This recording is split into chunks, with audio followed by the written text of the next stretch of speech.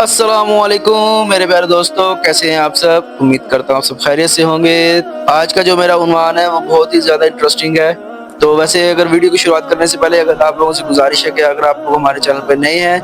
تو ہمارے چینل کو سبسکرائب کریں اور بیل نوٹیفیکیشن پر کلک کر دیں تاکہ آپ کو آنے والی نیو ویڈیوز کی نوٹیفیکیشن باقاعدگی سے ملتے رہیں۔ تو چلے اب ہم عنوان کی طرف چلتے ہیں۔ جیسا کہ میرے پیارے دوستوں، ہم لوگ بچپن سے ہی سنتے آئے ہیں اپنے ماں باپ سے، اپنے آباء و اجداد سے کہ شہید کے بارے میں بہت ہی فضیلت اللہ پاک نے رکھی ہوئی ہے اور اس کا بہت بڑا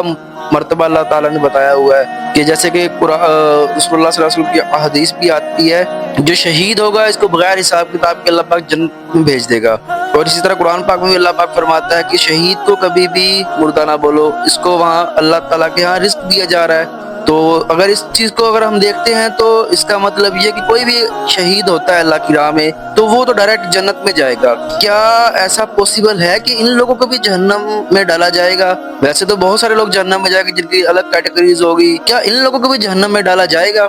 سوچنے والی بات یہ ہے۔ تو اسی طرح ہی جو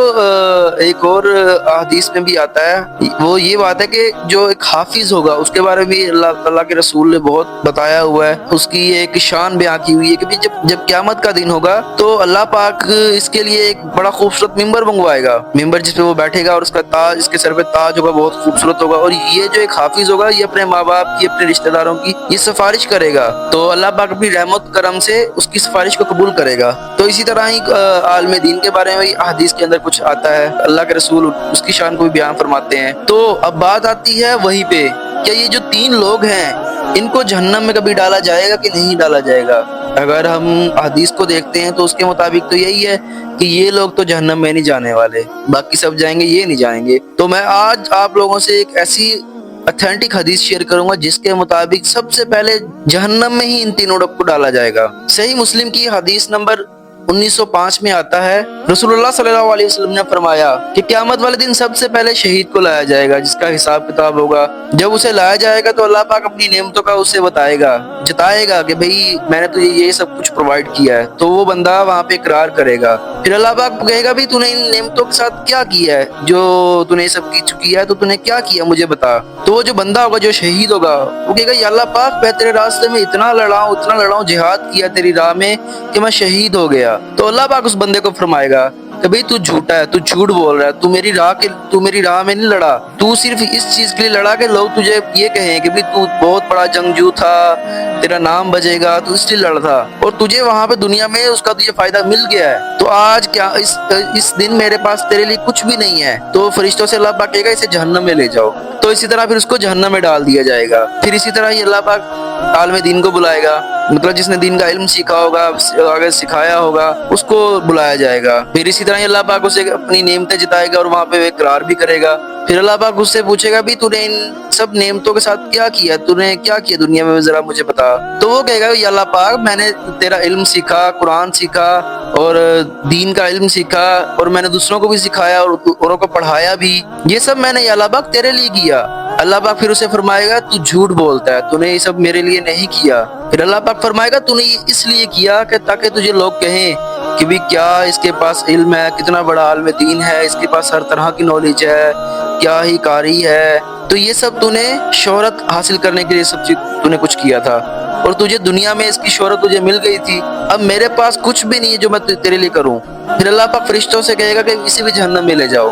تو فرشتے اسے بھی جہنم میں لے جائیں گے۔ پھر ایک ایسے شخص کو لایا جائے گا جس نے اللہ کی راہ میں بہت ہی مال دیا ہوگا، ہر چیز میں، اچھے کاموں میں پارٹیسپیٹ کیا ہوگا، تو یہ سارے معاملات میں، تو اللہ پاک پوچھے گا تو نے کیا کیا اس دنیا میں، تو اللہ پاک ساری اپنی نعمتیں بتائے گا، تو وہ اقرار بھی کرے گا۔ تو اللہ پاک پھر کہے گا تو نے ان کے ساتھ پھر کیا کیا ان نعمتوں کے ساتھ، تو وہ بندہ کہے گا یا اللہ پاک میں نے تیری راہ میں اتنا خرچ کیا ہے کہ میں نے لوگوں کے لیے آسانیاں کریٹ کر دی تھی وہاں پہ۔ تو اللہ پاک فرمائے گا بھئی نہیں، تو جھوٹ بولتا ہے، تو نے یہ سب میرے لیے نہیں کیا، تو نے اس لیے کیا تاکہ لوگ تجھے کہیں کہ ماشاءاللہ کتنا بڑا یہ سخی تھا، اللہ کی راہ میں خرچ کرتا تھا، اللہ کی راہ میں اتنی کچھ کرتا تھا، لوگوں کی ہیلپ کرتا تھا۔ تو اللہ پاک فرمائے گا تجھے دنیا میں اس کا ریوارڈ تجھے مل گیا تھا، لوگ تیرے جانے کے بعد تیری پیٹھ پیچھے تیری بہت تعریفیں کرتے تھے، تو اس کا انعام تجھے دنیا میں ہی مل گیا، اب میرے پاس کچھ بھی نہیں ہے، تیرے اعمال یہاں پر زیرو ہیں بالکل۔ تو اللہ پاک پھر فرشتوں سے کہے گا اسے بھی جہنم میں لے جاؤ، تو اسے بھی جہنم میں ڈال دیا جائے گا۔ تو میرے پیارے دوستو، ہمیں جو یہاں سے ایک بات سیکھنے کو ملتی ہے، اگر آپ لوگوں نے غور کیا ہو، تو وہ یہ ہے کہ یہ سب کچھ دکھاوے کے لیے ہوا تھا۔ جو ایک حافظ تھا اس نے بھی دکھاوا کیا، جو ایک شہید تھا اس نے بھی دکھاوا کیا، اور جو ایک سخی تھا اس نے بھی دکھاوا کیا، عالم دین نے بھی دکھاوا کیا، سارا مطلب جو بھی معاملات ہیں